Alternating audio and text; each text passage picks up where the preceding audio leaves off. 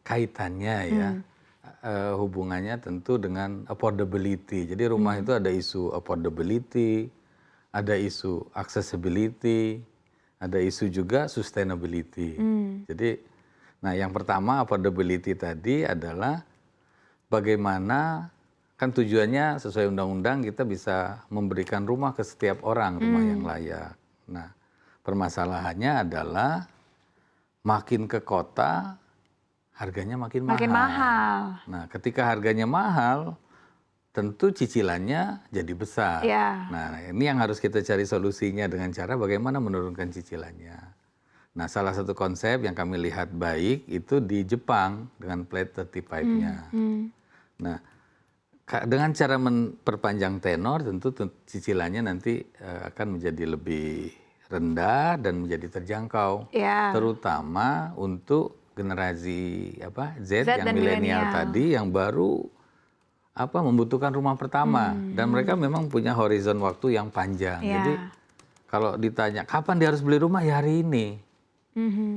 Nah, untuk dia bisa berani berakad untuk rumah tadi, dia harus yakin bahwa dia bisa mencicil, membayar cicilannya dalam kurun waktu yang menurut saya 35 tahun tadi itu adalah waktu yang kita sediakan untuk segmen yang mau kita layani. Nah, bahwa di dalamnya ada yang punya kelebihan, dia saya nggak perlu 35, saya butuh 25, ya silahkan. Tapi yang butuh 35 dia bisa. Nah, lalu keuntungannya lain apa? Dia bisa mengikat harga hari ini, karena harga rumah itu kan terus dia akan naik. Kalau dia tidak lakukan akad hari ini, besok harganya akan naik seperti itu. Walaupun sebenarnya secara cicilannya pasti akan naik juga dong Pak. 35 tahun artinya potensi kenaikan KPR-nya lebih besar dibandingkan yang cicilannya mungkin 10 tahun atau 5 tahun. KPR-nya diharapkan flat ya, flatnya bisa berjenjang seperti itu, sehingga dia bisa prediksi. Flat berjenjang ya Pak flat berjenjang. Karena kan kita juga memahami bahwa pendapatan si milenial tadi akan terus tumbuh. Hari ini kemampuannya kecil, tapi 20 tahun lagi tentu akan lebih besar. Nah, tadi yang kata kuncinya adalah dia bisa mengikat kontrak atau akad. Nah, kembali lagi, namanya rezeki kan akan terus tumbuh ya. Kita harus yakin bahwa hidup besok akan lebih baik dari hari ini. Nah, ketika kemampuan dia cukup untuk melunasi lebih awal, lakukan itu. Sehingga dia mengikat harga yang tadi lebih murah pada hari ini, dan dia tidak harus sampai ke 35 tahun seperti itu. Itu prinsipnya. Tapi bahwa kita menyediakan skema yang membuat orang yakin untuk mencicil itu wajib hukumnya. Itu makanya kita cari. Kalau hari ini 20 tahun nggak cukup, ya harus kita extend. Gitu. Sejauh ini dengan adanya skema KPR 35 tahun ini bagaimana kerjasama dengan pihak bank Pak? Apakah sudah mendiskusikan terkait hal ini dan adakah keberatan mungkin yang diajukan oleh bank? Sejauh ini tidak ya, karena memang ini kan sama-sama kita mau melayani ya dari sisi bank sebagai bisnisnya ya seperti itu. Dan tentu ini juga diterapkan sesuai kebutuhan. Dalam arti problem kita adalah bagaimana kita kembali merumahkan masyarakat dekat dengan tempat kerjanya yang di perkotaan, which is itu rumah vertikal. Karena harga rumah vertikal itu relatif 2 kali lebih besar dari harga rumah landed. Seperti itu. Berarti KPR 35 tahun ini ditujukannya khusus untuk rumah vertikal? Terutama untuk rumah vertikal. Terutama untuk rumah vertikal. Karena kalau rumah landed, katakan kalau yang hari ini subsidi ya, posisinya pasti lebih jauh Pak dari Jakarta. Makanya dengan rumah landed hari ini harganya sekitar 160-an juta, cicilannya 1, sekian, mampu dengan 20 tahun. Bahkan mereka lakukan lebih pendek. Bisa lebih pendek. Tapi tempatnya lebih jauh. Nah, hari ini tantangan kita dengan urbanisasi yang demikian besar, bagaimana kita kembalikan ke kota. Prinsipnya kira-kira seperti itu.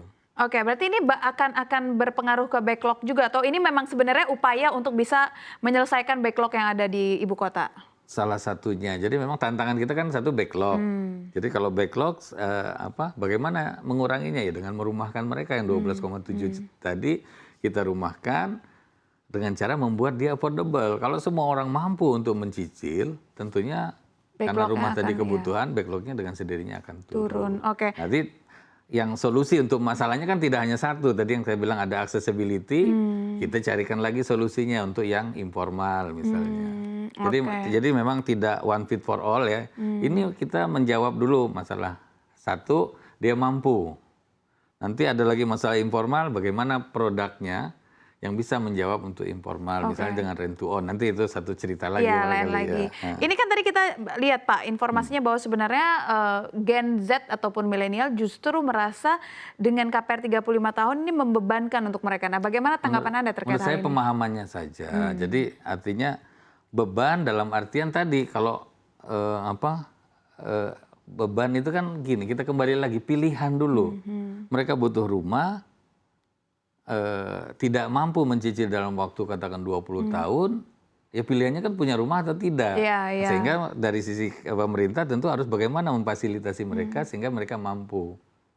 Nah, kalau dibilang beban, ya beban sesuai kemampuannya dia sebetulnya. Dengan 35 tadi tentu lebih besar, tapi kalau nggak 35 justru nggak ada pilihan.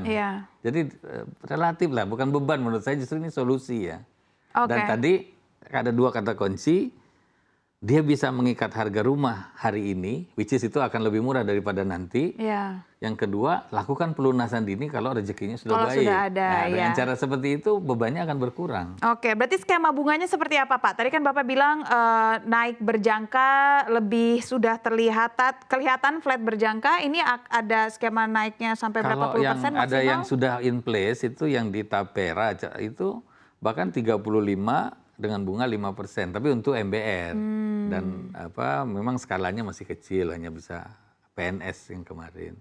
Nah, kalau ke depan saya pikir bisa kita perluas tadi, tentu dikombinasikan nanti tergantung segmennya. Kalau segmennya MBR yang di bawah 8 juta tentu harus difasilitasi dengan kemudahan dan bantuan atau subsidi. Tapi kalau yang di atasnya mungkin mereka bisa langsung deal dengan masing-masing perbankannya ya, dengan bank penyalurnya.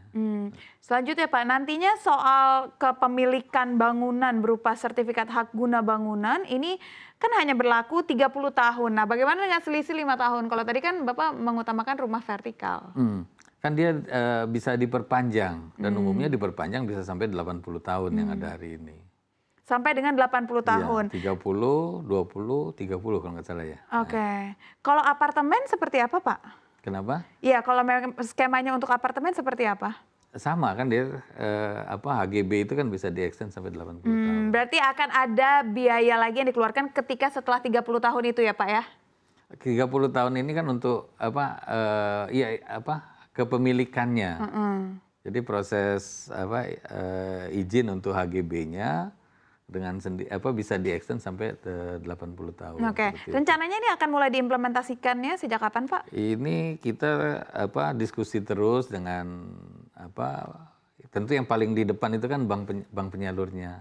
Jadi dengan bank baik dia syariah maupun konvensional ya. Ya, targetnya kapan Pak kira-kira? Kalau masih tahap diskusi? Kalau tadi kami sampaikan Tapera itu sudah ada produknya untuk 35 tahun dengan 5%. Untuk segmen yang rumah subsidi. Itu yang sudah ada. Nah, yang 35 tahun KPR ini akan berjalan? Kenapa? Yang paling dekat 35 tahun ini akan ditargetkan tahun ini beroperasi? Harapannya tahun ini kita bisa uji coba ya. Sudah uji coba ya. Memang ini sangat tergantung tadi rumah yang diakadkannya harus tersedia dan lain-lainnya. Tapi belum ada jadwal pasti ya Pak ya terkait bulannya, kapannya. Masih proses. Masih dalam proses diskusi.